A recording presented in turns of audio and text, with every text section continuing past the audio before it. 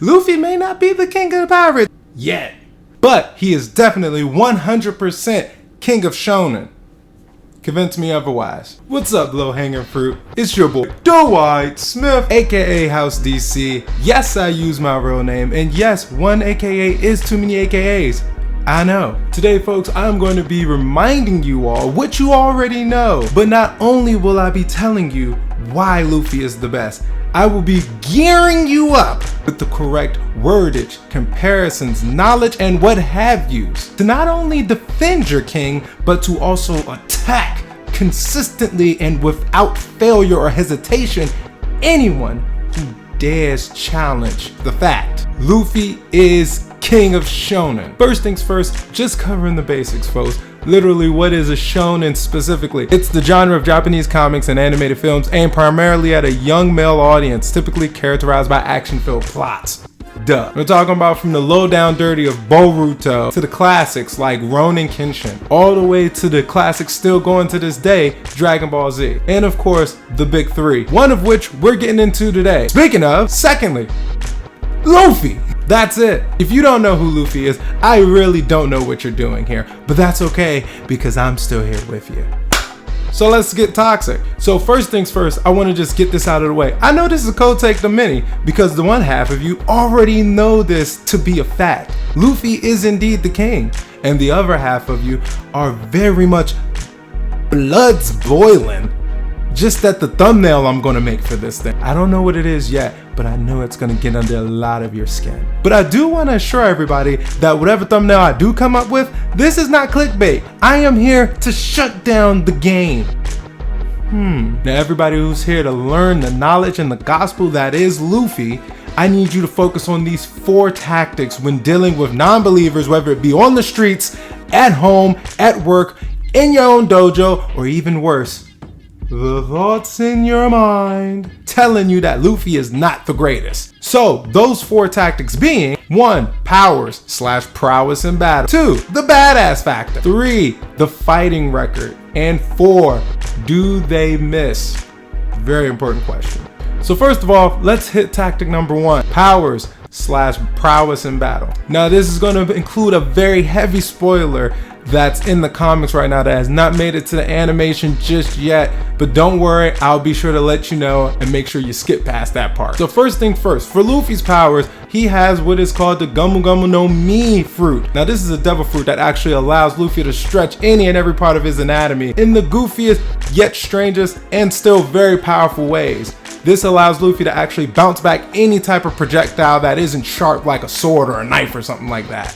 Or so we thought. Spoilers right now, just skip ahead about 30-45 seconds. I'm not going to take long on this. So it comes to find out the manga actually just revealed that Luffy actually has the Hito Hito no Mi fruit, Nika model, which is actually a mythical Zoan fruit. And it actually transforms its user into the sun god, or some crazy shit like that. As far as I'm concerned, Luffy has turned into the mask. This part alone is what makes me think of him as becoming the mask. They literally explained in the manga that this isn't just for exaggeration on the writer's part. His eyes popping out and his face becoming like that is literally happening. He's literally bending space to his will. And yes, he is bending space because not only does he this, he also makes the whole earth do this. Some sort of stretchy thing to accommodate him landing on it. It's very wacky and very on brand, not just for Luffy, but for Oda himself, the writer and creator of One Piece. Now, when we're talking about his powers and his prowess in battle,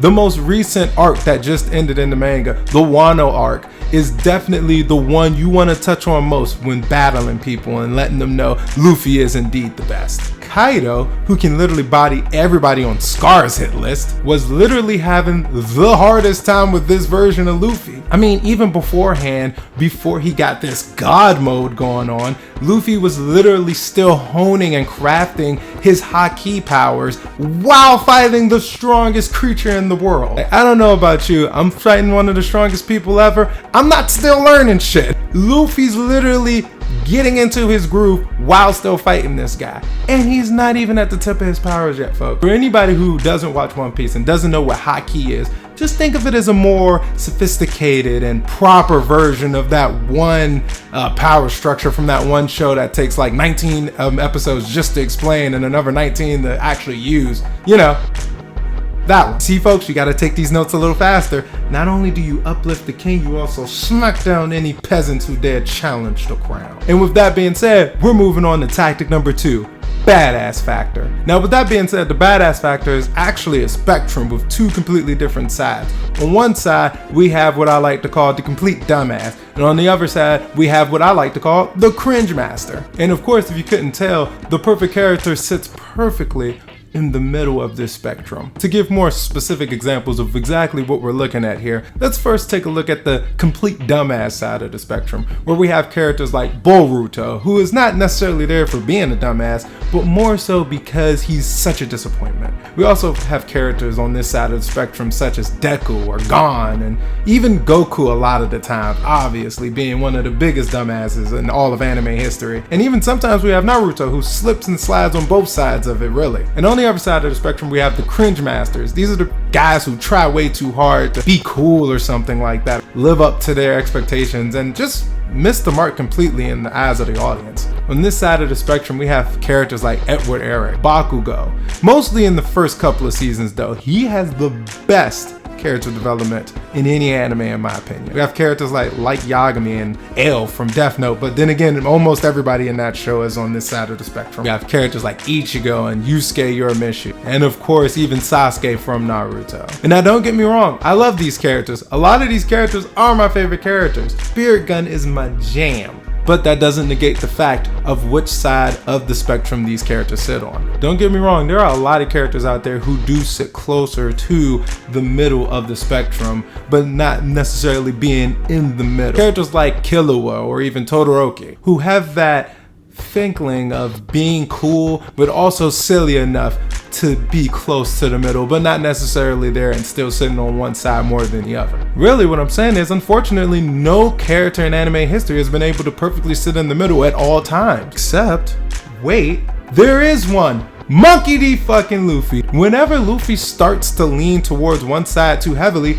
Oda does something to knock him right back into the middle. He literally always has some element that makes him sit in the goddamn middle so perfectly. Fighting to save a town from an ambush they don't know is coming from a murderous group of pirates? Let's have him get hypnotized in the middle of the fight. Fighting a fisherman whose jaws are powerful enough to bite off the side of a building, who's wearing a dad's vacation outfit with a flannel hat? Yeah, let's just go ahead and throw in him saving his friend from years of emotional torture while we're at it. Fighting a freaking dragon to save a whole nation from years of dictatorship and tyrannical rule? Let's make the last stretch of the fight a whole Looney Tunes episode. The list literally goes on, folks, but we have to move on to tactic number 3.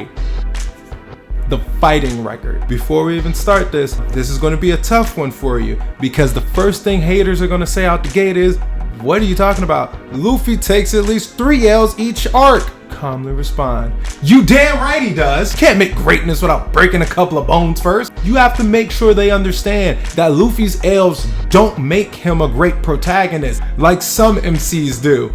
Looking at you, Ichigo. He doesn't take an L at the beginning of every single arc. He takes L's and he quite literally bounces back. Now what you want to do is, after you hit him with that hard hitter, you want to take that momentum, build on it, and flip it right into Luffy's wins. Because ain't nobody out here in the game catching bodies like Luffy is. How many characters in anime do you know will just sit there and let them wail on them, and their best friend for that matter, even though they know they can whoop their ass? How many characters do you know have a fan club of Rough Riders in the same exact anime as them? And how many characters you know do that while looking fresh to death in every arc?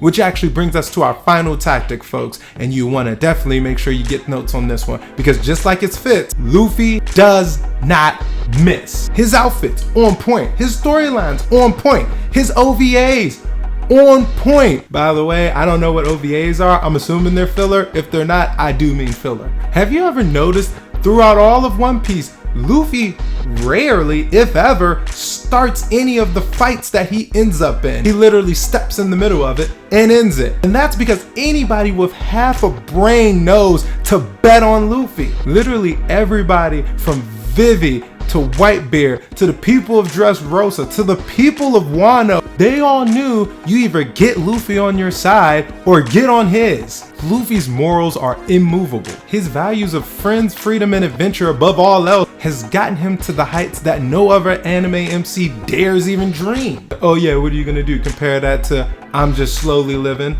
You're gonna compare that to I wanna find my dad? You're gonna compare that to I just wanna fight anybody that moves? 20 plus years, 1,000 plus episodes and chapters respectively, the boy must be Mihawk because he does not miss. Now just add a little bit of confidence when you talk about the king, because these haters ain't ready for these 4 battle tactics to come their way. I guarantee it. Now this video was for the half of the people who already knew Luffy was king, just needed the knowledge and the wordage and the know-how. And if you're on the other side and you just don't know any better, I have a question for you since you made it to the end of the video. You want a piece of me? Or you want the whole damn thing? That was corny as fuck. Well look, if you do, you can actually come find me either on Instagram or Twitter. You can find me at IBFamousWDS. Come follow along, you can see more videos and content like this, and also more code takes like this, as obvious as this one. Also make sure to like and comment and all that. Long live the king.